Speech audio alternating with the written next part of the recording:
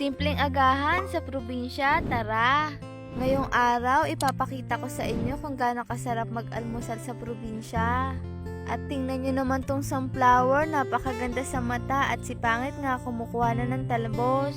Sobra kasing sarap ng talbos, lalo na sa umaga, lalagyan mo lang ng bagoong na sausawan. Naku, sold na.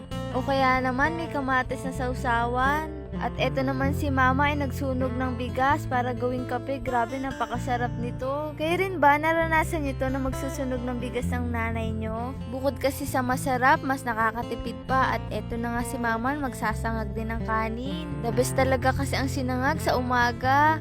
At ako naman ay magpiprito ng daing. O diba, napakasimple lang almusal natin pero napakasarap nito, promise.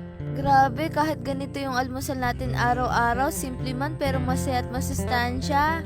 Ito talaga ang masarap sa probinsya, lalo na kapag sasamahan mo yung sinangag ng kape, the best talaga. At eto nga si Mama ay nagsasangag na at ako eto naman malapit na maluto yung daing. O diba wala tayong binili pero may libreng gulay at may libre ding daing. The best sa probinsya kapag madiskarte ka. Hindi ka talaga magugutom. At ayan na nga, nilagay ko na yung talbos, ipiprito natin. Sino kumakain nito? Aminin nyo, masarap to kahit ito lang almusal natin sa umaga. Grabe, kapag ganito yung almusal natin sa umaga, ang sarap simula ng araw natin. Yung tipong buong maghapon ay masaya ka. O diba, napakasimple lang pero napakasaya. Yung tipong payak lang yung pamumuhay pero masasabi mong pinagpala ka.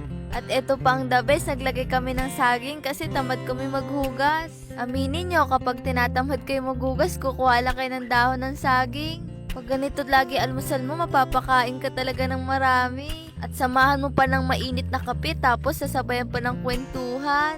At ayan na nga, nagsasandok na tayo ng sinangag. At eto naman, sinasaling ko na ginawa ni Mama sinunog na bigas. Eto lagi yung kape namin kapag naubusan kami ng kape noon. Sabi rin kasi nila, gamutin daw to sa sakit ng tiyan. Totoo ba yon? At ayan mga mare, kakain na tayo. Grabe yung talbos natin, may sausawan ng toyo at kalamansi, the best. Kayo rin ba namimiss nyo tong almusal sa probinsya? Yung tipong simple lang pero tiyak na mabubusog ka. Kasi alam natin pagdating sa syudad ay hindi na to masyadong nagagawa. Dahil sa bilis ng oras ay kailangan yung madali na lang lutuin tulad ng dilata. Ito rin talaga siguro yung kayamanan nating mga taga-probinsya. Mahirap man pero masaya. Yung tipong kahit nakakapagod ay hindi sumusuko. Ang nakaranas lang nito ang makaka-relate. Ang maganda sa probinsya, sama-sama kayong kumakain sa agahan. Kaya umaga pa lang, ganadong-ganado ka na.